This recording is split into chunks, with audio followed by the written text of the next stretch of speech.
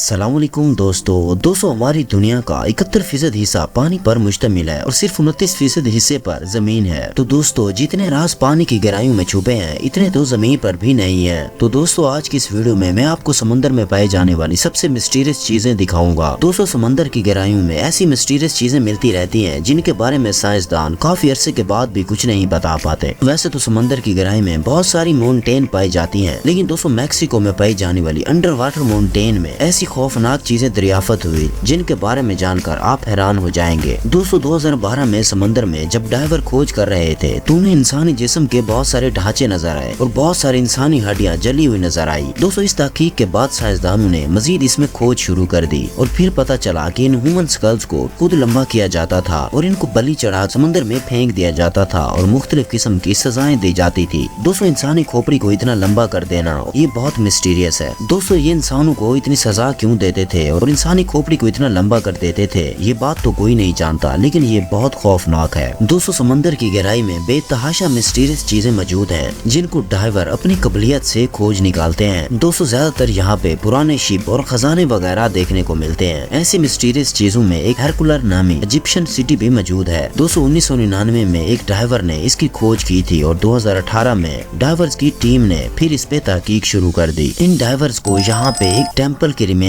मिले। दोस्तों ये शहर तकरीबन 1200 साल पुराना है और किसी ज़लज़ले की वजह से जब पानी का लेवल ऊपर हुआ तो ये सारा शहर पानी के अंदर डूब गया। दोस्तों ये शहर मिस्र का इंटरनेशनल पोर्ट था। दोस्तों इस टेम्पल में एक ह्यूज स्टैचू भी मिला। दोस्तों यहाँ पे 2000 साल पुराने स्टैचू भी मौजूद थे और बहुत सी इस्तेमाल होने वाली पुरानी चीजें भी मौजूद थी। दोस्तों ये सदियों पुराना शहर पानी में गर्क हो गया था और हैरत की बात यह है कि आज तक किसी को नहीं मिल सका था। दोस्तों इतने सालों के बाद इस शहर का दरियाफ्त होना किसी मोजज़े से कम नहीं है। दोस्तों दुनिया में बहुत सी जगहों पे दरिया बहते हैं और इन्हें ज्यादातर खेती बाड़ी को सिराब करने के लिए इस्तेमाल किया जाता है। और दोस्तों दरियाओं का बहाव पहाड़ों से मैदानों की तरफ होता है और जब ये पहाड़ों से निकलते हैं तो इनका पानी साफ सुथरा होता है और पीने के काबिल होता है। लेकिन दोस्तों स्कूबा डाइवर जब मैक्सिको में समंदर की गहराइयों में गए तो उन्होंने एक अजीब लेयर देखी जिसका पानी बहुत मीठा था। ये मीठा पानी जहाँ से गुजर रहा था वहीं एक दरिया की तरह बहता हुआ पानी नजर आ रहा था। दोस्तों हैरानगी की बात यह है कि इस दरिया में टूटे हुए दरख्त भी मौजूद थे। दोस्तों समंदर के अंदर दरिया का बहना ये बात तो अजीब लगती है लेकिन ये हकीकत है। दोस्तों स्कूबा डाइवर समंदर में किसी न किसी खोज के गर्ज से समंदर में जाते रहते हैं और अक्सर औकात उन्हें समंदर में बहुत अनोखी चीजें मिलती रहती हैं। दोस्तों अगर खजानों की बात की जाए तो समंदर की गहराइयों में बेतहाशा खजाने मौजूद है। दोस्तों 2015 में स्कूबा डाइवर की एक टीम समंदर की गहराइयों में खोज कर रही थी तो इनके मेटल डिटेक्टर से इन्हें पता चला कि गहरे पानी में कोई मेटल की चीज मौजूद है। दोस्तों इन डाइवर्स को वहाँ सोने के क्वींस नजर आए और कुछ सिल्वर के क्वीन भी मौजूद थे।